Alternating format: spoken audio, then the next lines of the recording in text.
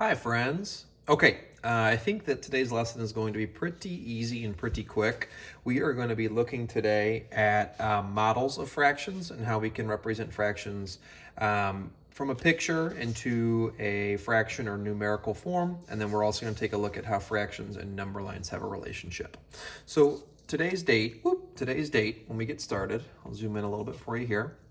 It's 4/14, 2020. Our IXL assignment today is going to be P1. And some of the questions that you're going to take a look at today are going to look like this, which probably many of you guys are thinking, oh, awesome, today's going to be a piece of cake, which it really should be, okay? Here is really the math that we're doing. I just want to explain to you how you can use a model such as the one that you see here to figure out how to represent it with a fraction.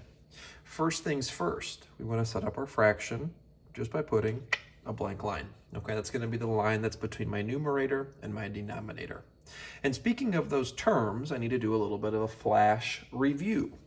The denominator, the number at the bottom, is always going to be the total number of parts that make up the whole. So the total number of parts. Your numerator is going to be represented as the number of pieces that are left, or the number of pieces that have been used, I should say, the number of pieces that have been used. So here's how I use a picture to get me started with creating a fraction.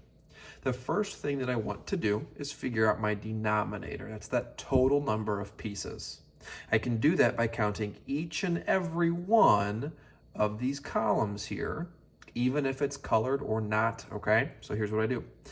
1, 2, 3, 4, 5, 6, 7, 8.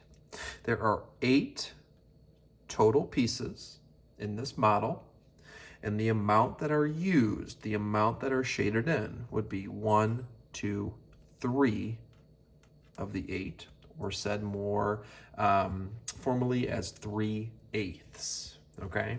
Count the total number of pieces, shaded or not. That's your denominator. Count only the number of pieces that are used or the pieces that are shaded. That's your numerator, okay? Sliding over, same type of work can be done here with this circular looking model. I count my total. 1, 2, 3, 4, 5, 6, 7, 8. What do you know?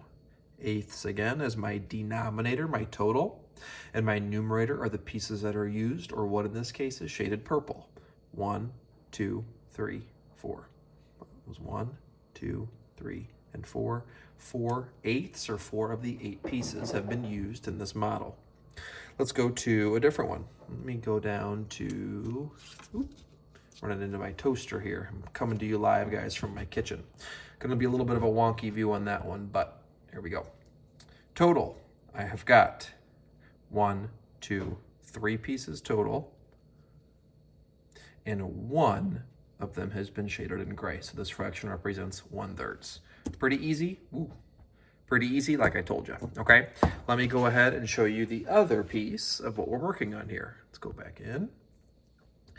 And in this situation, we're going to be taking a look at the relationship that number lines have with fractions. Okay, so here's how this is going to work. You on IXL will probably just see a number line that looks like this, okay? It'll have its markings. You'll probably see 0 or 1. You may even see a random fraction somewhere on there, but you have to be able to tell me the location of a said fraction. 0/6 is way too easy for this one, so I'm going to switch it up to 2/6, okay? Here's how you use a number line to figure out fractions. Always start at 0. Count 0 as a piece of this fraction. Count 0 as a piece of this fraction. So there are 0, 1, 2, 3, 4, 5, 6 total line segments. If I have 0 of the 6, I'm all the way down here towards the left. This might start looking like my light in my classroom. If I have all 6 of my 6, I have all 6 pieces. I have one whole of something. From there, to figure out where the second sixth is, I start at 0 and count till I get to 2. 1, 2. This would be 0/6, 1/6. This piece right here is represented as 2/6. Okay? Let's go ahead and look at another one. I'll just go to the one that's right below it. 4/6. But this time I see something a little bit weird here. Because I see one hole here, but I've got a couple notches that follow. Same instructions follow, okay? Counting out here is 0, 1, 2, 3, 4, 5, 6. At one hole, it'd be wise of me to put 6/6 there as a benchmark fraction, understanding that 6/6 is the same thing as one hole. If I continue to go past that, I'll be at 7/6, or I'll end at 8/6. Another way to write this, and what our lesson later in this week will be mixed numbers.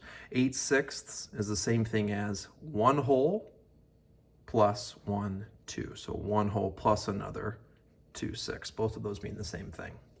So pretty easy peasy here. All the way down here is 0/6. To locate 4/6, starting at 0, 0, 1, 2, 3, and 4. That big dot there represents my 4/6. Okay? That's your work today, friends. Your assignment is on IXL P1. Excellent, excellent work today. Best of luck. You got this.